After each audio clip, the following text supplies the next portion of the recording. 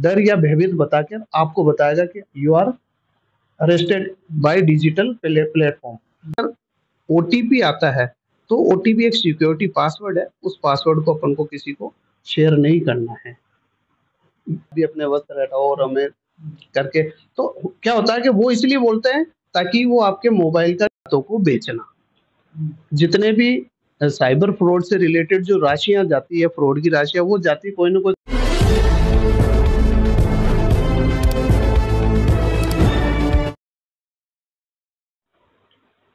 जय हिंद साथियों, मैं इलियास मोहम्मद खान। आप देख रहे हैं डेगाना न्यूज। चैनल को फॉलो करो, सब्सक्राइब करो।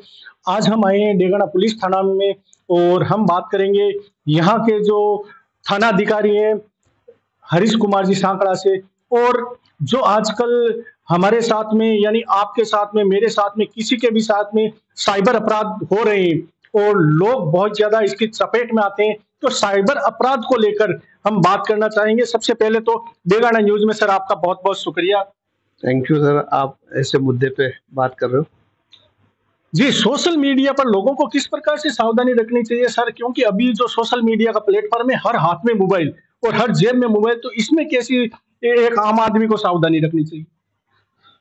देखिए, वर्तमान जो युग है वो अपन जानते हैं कि इलेक्ट्रॉनिक संसाधनों का और इलेक्ट्रॉनिक जो डिवाइसेस वगैरह का यूज करने का समय है। तो हर चीज के दो पहलू होते हैं, नफे और नुकसान दोनों ही होते हैं। उनको अगर ढंग से अपन यूज कर रहे हैं तो फायदे हैं, और अगर उसको अपन दूसरे काम में यूज कर रहे हैं तो वो अपराध की श्रेणी में आ जाता है। तो वर्तमान समय में एक नया ट्रेंड चल रहा है, आपने नाम सुना होगा, साइबर क्राइम। तो एक्चुअली में क्या है, साइबर क्राइम का मतलब ये होता है कि इलेक्ट्रॉनिक संसाधनों के माध्यम से या नेटवर्क के माध्यम से अगर किसी प्रकार की किसी व्यक्ति के साथ अगर कोई धोखाधड़ी हो रही है तो वो साइबर क्राइम की श्रेणी में आता है। अब साइबर क्राइम को जो अपराधी है वो यूज करते हैं, वो क्या क्या प्लेटफॉर्म यूज करते हैं, तो वो आते हैं सोशल मीडिया। सोशल मीडिया में जैसे व्हाट्सएप हो गया, इंस्टाग्राम हो गया, फेसबुक हो गया और अपने इंटरनेट हो गया, और जितने भी प्रकार के सोशल मीडिया के संसाधन है उनका वो यूज करके और उसका दुरुपयोग करके आम व्यक्ति के साथ में, चाहे वो राजनीतिक रूप से हो, चाहे आर्थिक रूप से हो, चाहे उसको मेंटली हरासमेंट करने से संबंधित हो, इस प्रकार के वो अपराध करता है। तो सर, जैसे हमने सुना है कि ये आजकल चल रहा है कि एक कॉल आता है डिजिटल अरेस्ट के नाम पर भी एक ऐसी कुछ योजना, कुछ पता नहीं क्या क्या चलाते हैं। डिजिटल अरेस्ट क्या है, इसके बारे में? बिल्कुल मैम, आपको मैं बताना चाहूंगा। साइबर अपराध की जो श्रेणी में है वो कई तरह के अपराध आते हैं, जिसमें एक वर्ड आपने सुना होगा, डिजिटल अरेस्ट। तो सबसे पहले मैं आम जनता को आपके माध्यम से बताना चाहूंगा कि डिजिटल अरेस्ट नाम की कानून में किसी प्रकार की कोई परिभाषा नहीं है। केवल एक ही मात्र परिभाषा है, अरेस्ट करना। और अरेस्ट भी कब करता है, जब कोई किसी प्रकार का प्रकरण दर्ज होता है और उसमें ही जो अनुसंधान अधिकारी है वो अपना अनुसंधान करके उसको अरेस्ट कर सकता है। लेकिन डिजिटल अरेस्ट नाम का कोई भी वर्ड कानून की डिक्शनरी में नहीं है। अब होता क्या है कि आम व्यक्ति को, जो ये हैकर्स होते हैं और ये जो अपराधी होते हैं, वो उनकी मेंटल स्टेटस को पढ़ते हैं अपने फेसबुक और सोशल मीडिया के माध्यम से कि ये व्यक्ति क्या कर रहा है। अपन ये पल पल की खबरें उनको रीड करते हैं कि ये व्यक्ति किस चीज को ज्यादा सर्च कर रहा है। अब आपने देखा होगा कि कोई व्यक्ति ड्रेस को सर्च कर रहा है तो उसको ड्रेस बताई जाएगी। कोई व्यक्ति मान लीजिए मोबाइल में इंटरेस्ट रखता है और मोबाइल सर्च कर रहा है तो उसको मोबाइल। तो इस प्रकार से सोशल मीडिया प्लेटफॉर्म आम व्यक्ति के माइंड को पढ़ता है। अब माइंड को पढ़ता है तो इसी का वो नाजायज फायदा उठाते हैं अपराधी। फिर वो क्या करते हैं कि किसी न किसी माध्यम से हैक करते हैं, या आपके मोबाइल या आपकी जानकारी जब उनके पास पहुंच जाती है तो वो आपको हमेशा व्हाट्सएप कॉलिंग करेंगे। जो भी चीटर होता है या अपराधी होता है जिसको डिजिटल अरेस्ट से रिलेटेड कोई बात करनी हो तो वो आपको सबसे पहले बात करेगा व्हाट्सएप से, और व्हाट्सएप में भी वो आपको बात करेगा वीडियो कॉलिंग से। वीडियो कॉलिंग में बात करके उसमें आपको बताया जाएगा कि एक व्यक्ति पुलिस की ड्रेस में बैठा है, उसके अच्छे से तारे लगे हुए हैं, सब कुछ लगा हुआ है, या उसकी जो डीपी पे कोई ना कोई पुलिस के अधिकारी का लोगो या फोटो लगा होगा। तो आम व्यक्ति ये समझ जाता कि यार ये पुलिस कॉल कर रहा होगा।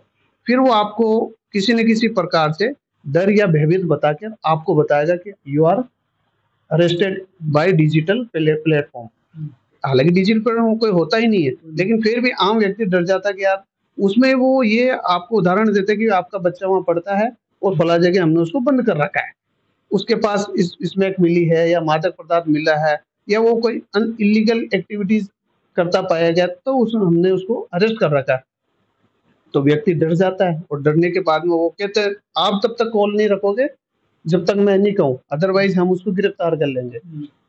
तो फिर उसके बाद में वो लालच देते हैं कि भाई हम क्या कर सकते हैं आपके लिए। तो वही कहता है साहब आप ही रास्ता बता दो, फिर आपसे वो मनी की डिमांड करता है और मनी की डिमांड करते करते भी वो कहेगा कि आप वीडियो डिलीट नहीं करेंगे, इसको कंटिन्यू रखें। फिर आपसे वो आपका लैपटॉप खुलाएगा, आपका मोबाइल खिलाएगा या फोन पे गूगल पे वगैरह करके आपसे किसी न किसी रूप से बारबरी करके और आपसे पेमेंट कोई ना कोई खाते में डाला लेगा। तो ये है डिजिटल अरेस्ट। तो मैं जनता से अपील करूंगा कि डिजिटल अरेस्ट नाम की कोई चीज नहीं होती है, इसलिए इसके चक्कर में कभी नहीं पड़े। अगर इस प्रकार का कोई फोन भी आता है या कोई कॉल भी आता है तो उसको तुरंत कट करें और संबंधित थाने में उसकी शिकायत दर्ज।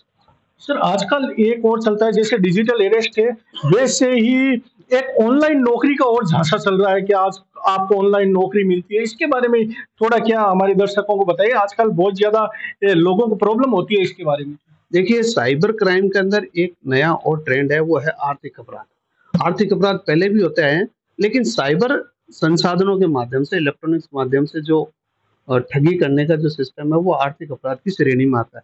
उसी में ही है, जैसे कि मान लीजिए आपको ऑनलाइन नौकरी का झांसा देना या आपसे ऑनलाइन शेयर में ट्रेडिंग करवाना, ठीक है, और या ऑनलाइन आपको जॉब प्रोवाइड कराना। तो मैं आपको यह कहना चाहूंगा कि सबसे पहले तो आप किसी भी प्रकार की कोई भी वेबसाइट को सर्च करें जो आपको नौकरी का दिलासा दे रही है या आपको बात बताना चाह रही है, तो आप उसकी बात सुनिए, लेकिन किसी भी प्रकार का उसको ट्रांजैक्शन नहीं करिए कोई भी, क्योंकि कोई भी ऐसी कोई संस्था नहीं है जो नौकरी देती है तो वो आपसे डिमांड करेगी पैसे का। ज्यादा से ज्यादा फॉर्म भरने का ही हो सकता है। तो ऑनलाइन नौकरी के चक्कर में ना पड़े। और अगर मान लीजिए अगर कोई आपको नौकरी भी दे रहा है तो नौकरी देने का मतलब है कि वो आपको पेमेंट देगा, आपको मेहनताना देगा, ना कि मेहनताना लेगा। तो आपको वहीं सतर्क हो जाना चाहिए।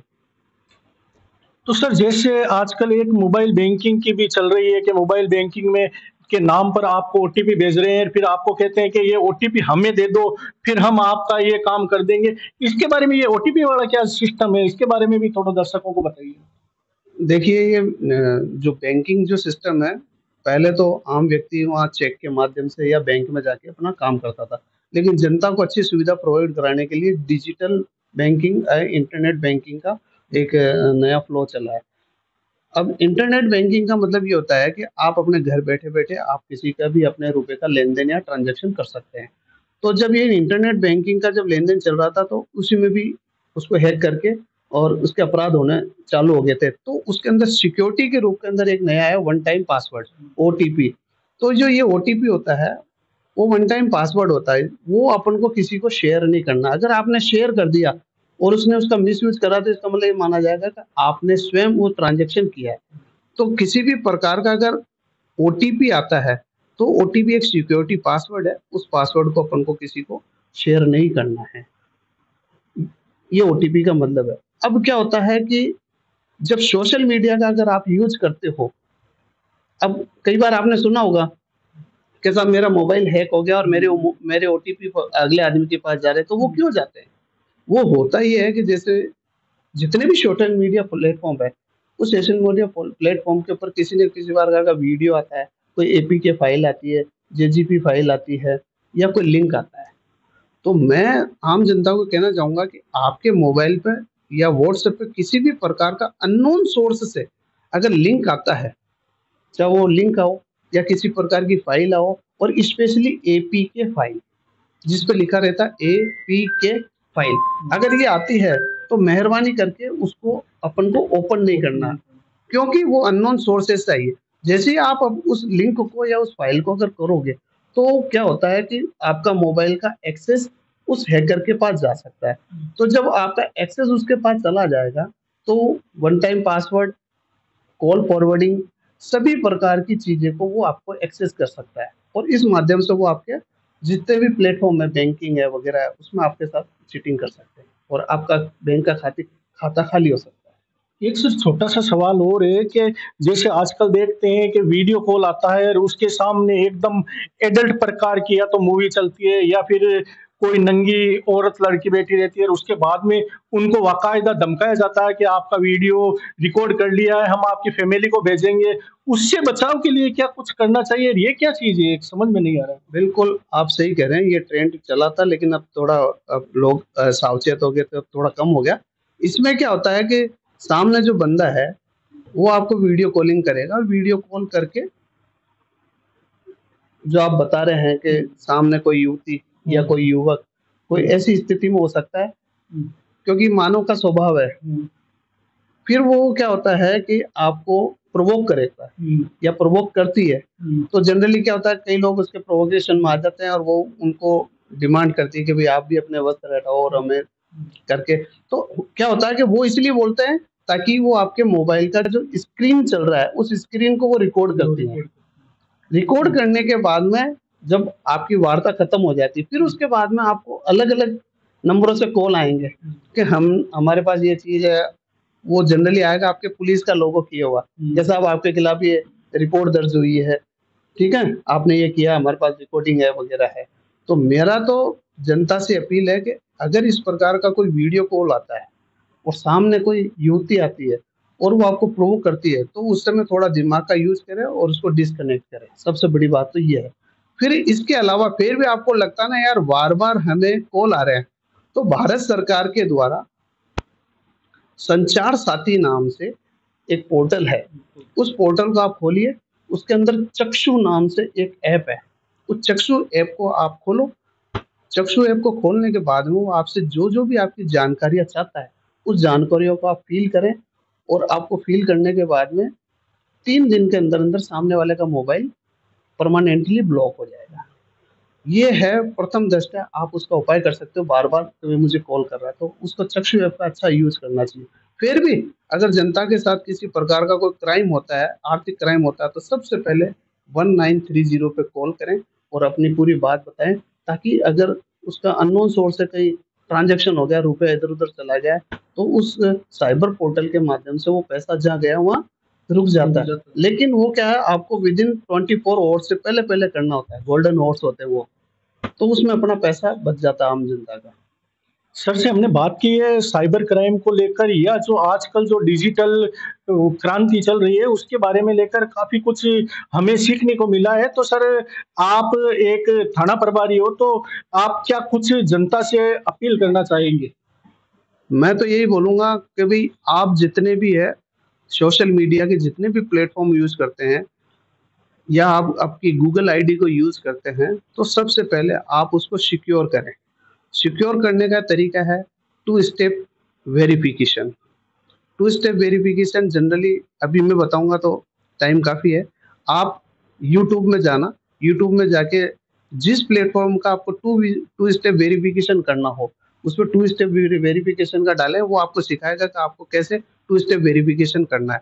तो जो जिस-जिस व्यक्ति ने टू स्टेप वेरिफ़िकेशन कर लिया, तो 99 क्या 100% संभावना रहती है कि उसका डिवाइस सिक्योर रहेगा। तो मेरा जनता से अपील है कि जितने भी सोशल मीडिया प्लेटफ़ॉर्म हैं, पहले तो उसका टू स्टेप वेरिफ़िकेशन करें।